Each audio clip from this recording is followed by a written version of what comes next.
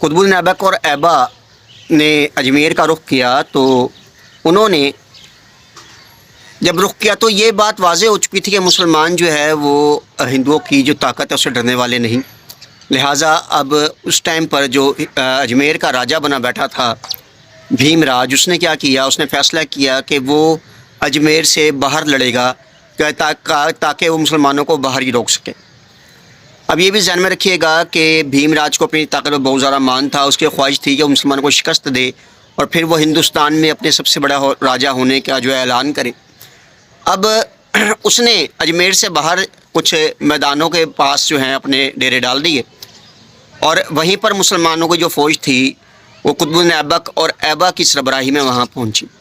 मैं जैसे आपको पहले बताया कि भीमराज को बहुत ज़्यादा घमंड था, तो उसने बग़ैर सोचे समझे जब मुसलमानों पर हमला किया और ऐबा ने और कुतुबुद्दीन ऐबक ने मुसलमानों को लश्कर को दो हिस्सों में डिवाइड किया और बड़ी चाबुक दस्ती से लड़ते हुए वो दुश्मन की अगली सफ़ों काटते हुए वो वस्त में पहुंच गए, जहां पर ख़ुद भीमराज जो है वो चिल्ला चिल्ला कर अपने फ़ौजियों को मुसलमानों पर हमले की दावत दे रहा था। उसने बड़ी कोशिश की कि वो मुसलमानों को जो है शिकस्त दे सके, लेकिन आहिस्ता आहिस्ता उसकी जो फ़ौजी बढ़तरी थी वो कम होती गई और ऐबा और कुतुबुद्दीन ऐबक जो है उसको काटते चले गए।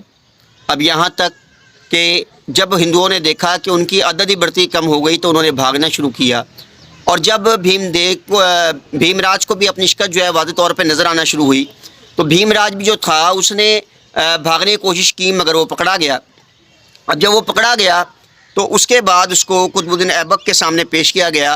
पहले कुतुबुद्दीन ऐबक ने कुछ टाइम अपने जो ज़ख्मी फ़ौजी थे उनकी मरहम पट्टी की, लेकिन उसके बाद उसने जो है जनाब अली उसको पकड़ा और उसको कहा कि देख भीमराज, जिस टाइम पर तू फ़ौज की कमान चला रहा था तूने हमारे बारे में पता नहीं क्या क्या कहा, तुझे अपनी ताकत बड़ा घमंड था, मगर तू शायद ये भूल गया था कि हमने पहले भी अपने से 3 गुना बड़ी फ़ौज को तराइन के मैदानों में शिकस्त दी है। बहरहाल अब अगर तूने हमारे साथ बार बार लड़ाई करने की, हमारे ख़िलाफ़, हमारे दीन के ख़िलाफ़ बगावत करने की कोशिश ना की होती तो हम तुझे माफ़ कर देते, लेकिन अब तुझे माफ़ नहीं किया जा सकता। और इस तरीके से भीमराज जो था उसका काम तमाम हुआ। इसके बाद इंशाअल्लाह आगे क्या हुआ उसके बारे में आगे बात करेंगे। अब तक के लिए बस इतना ही। फ़ी अमान अल्लाह।